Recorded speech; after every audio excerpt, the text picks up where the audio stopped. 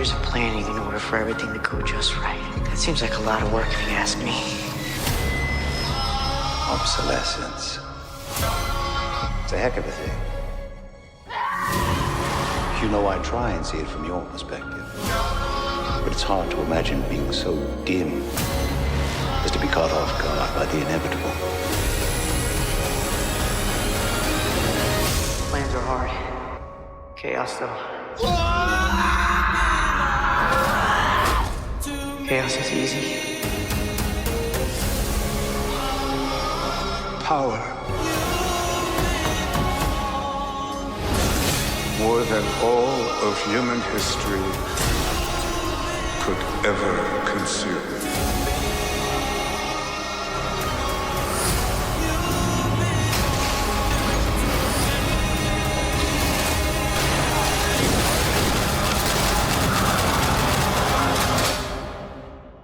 Okie dokie.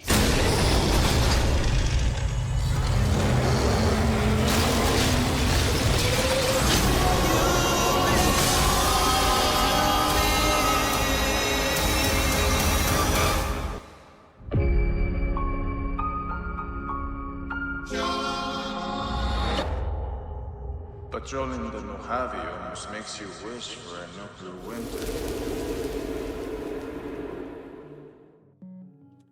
Fallout for me is still a very enjoyable series, and while Season 2 hasn't quite wrapped up and that's subject to change, for what we've seen of the show so far, I've been thoroughly enjoying it. From Maximus getting caught up in the Brotherhood Civil War, to the evolution of Lucy and the ghouls' relationship, and the pre-war scenes still keeping me extremely engaged despite me anticipating them being the weaker part of the season. But despite all these interesting plot lines and character arcs we have developed, there is one specific character whose mystery brings this sort of ominous, foreboding darkness to the series that could potentially foreshadow where the big antagonist for the rest of the show will come from. And while most people theorize that it could end up being the return of the Enclave, which has also been heavily foreshadowed, I actually believe we're due to encounter a new faction, that being the Canadians.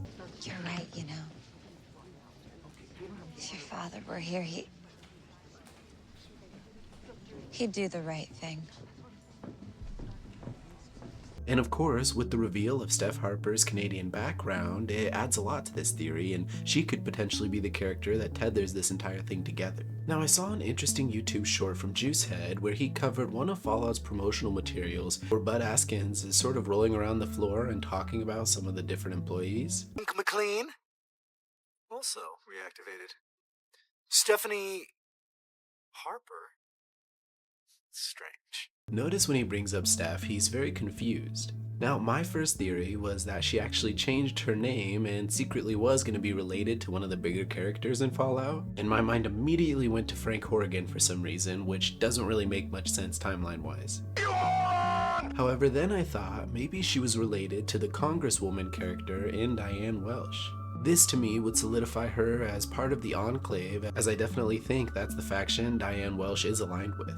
And that aligns perfectly with the Enclave's history as well. But I actually now believe that if anyone's going to be a part of the Enclave, it's going to be Hank McLean, and I don't think what Steph's trying to do inside of the vault is actually something that will benefit his long-term plans. No, I think in reality, Steph has her own ambitions. Now, thanks to a post by Reddit user Lapidus42, I was able to piece together a bit more of a theory for who Steph could actually be working for. Let's take a look at Fallout's brief history with the annexing of Canada. In 2059, the US pressured Canada to allow military troops to be stationed across the country for a security role, with the Alaskan pipeline spanning across Canada and providing cheap and affordable fuel to its citizens. Then in 2066, China invaded Alaska and promoting the US to request even more troops be sent across Canada. It's during this conflict that the US began tearing down Canada's natural resources, all in the hopes of aiding the American war effort against China.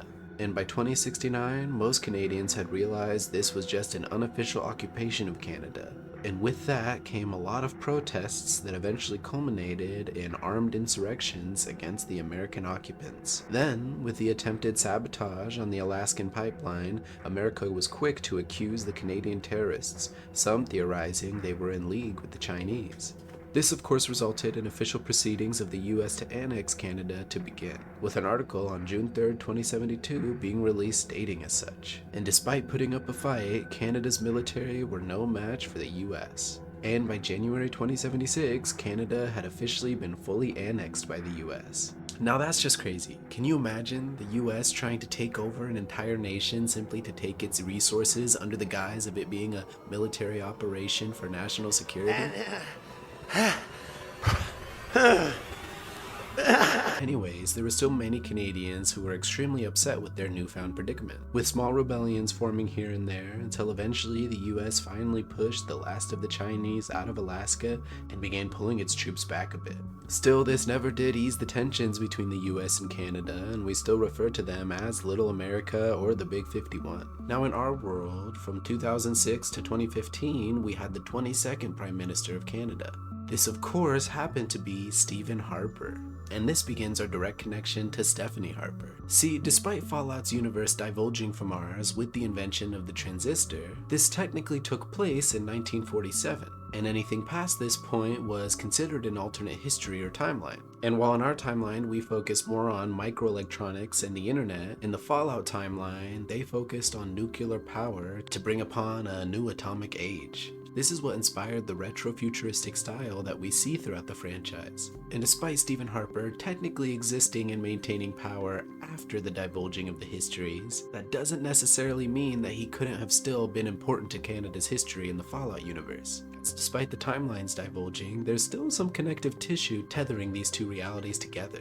Like the fact that in Fallout, we still have Elton John, who was born in 1947, as well as half of the Beach Boys, or even the 90s band Tool. With this, we can theorize that Stephen Harper actually did exist within the Fallout universe and maybe maintained some governmental power, or at the very least could have been a very tried and true Canadian patriot. And with the annexing of Canada and him potentially way past his prime to be able to put up a fight, is it possible he ended up having children and raised them to be just as patriotic as he was? The timelines do add up, and I could definitely see Steph being a sort of Canadian insurrectionist who utilized espionage and maybe formed a connection with someone from the US in order to buy herself a little ticket into the vault. This would also further explain why during some of the promotional material we see for Fallout, Bud Askins is going over some of Bud's buds and seems confused when he reads Stephanie Harper's name. With this in mind and how little she seems to care for almost anybody around her, including her own baby, you could assume this is because she's fully focused on getting revenge for everything that happened in Canada, potentially even connecting us to yet another faction that exists out there in some sort of Canadian insurrectionist group, which just adds to the comical humor of all these factions throughout the wasteland that are still fighting for a devastated world and only causing more damage. The idea that somebody's still fighting or even representing for patriotism of their nation isn't that far-fetched, considering the other side of the coin in Lucy does the same thing for America. And how narratively satisfying would it be to eventually see Lucy return to her vault, or return to some of the characters from her old vaults, and eventually see the hardened villain that Steph eventually becomes. I could see Hank's plan heavily relying upon certain things going down back at the original vaults in LA, and Steph screwing all of that up, finding access to the Overseer's terminal and potentially ruining things for either Bud's buds or most of the vault dwellers altogether. This could potentially also explain why she doesn't care about her baby, because she did have it with either an American or a vault dweller or just somebody she doesn't care about in general. And potentially she has plans to take everybody within these vaults out either way. But I want to know what you guys think. Do you have any theories about Steph? Are there any holes in these theories that I brought up? Or are there any other aspects to Fallout's history that you think should be brought into the show as well? Personally, my only fear for the show is they'll lean way more heavily on the comedic elements when they really should be relying on the darker themes. Fallout 1 was amazing because of its eerie, dark, foreboding tones, and Fallout 2, while an amazing game, still took a more comedic direction with some of its narrative, despite how brutal it also was. And then almost every Fallout in the franchise afterwards has very much relied on these sort of comedic aspects. And that's all fine and good, I'm sure a lot of people enjoy that, but me personally, this is a wasteland, so I'm always more here for the darker moments. Either way, if you enjoyed the video, you can help me out by liking, subscribing, or commenting something stupid like MudLuv is so cool, or MudLuv is awesome, or man, MudLuv is my favorite YouTuber of all time. I'll admit I'm sometimes afraid that mean old world will change us instead. But then I look at my daughter. My name is Lucy McLean, and I'm an active contributor to the well-being of my community.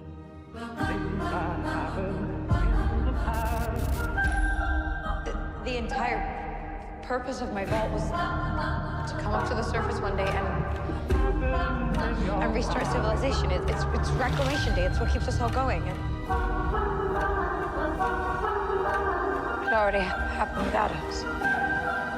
People are going to come after you. You'll need to move quickly. Okie dokie. Okie dokie. Okie dokie. I've had a rough week. Practically every person I've met up here has tried to kill me, so... You come from a world of rules, of laws. This place is indifferent to all of that. Stand down now. You would be willing to do what it takes if you still want the same things. I'm simply going to harvest your organs.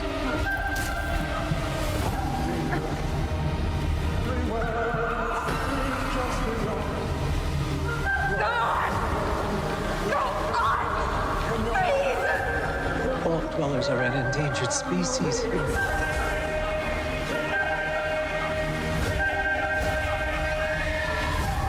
Golden rule, motherfucker.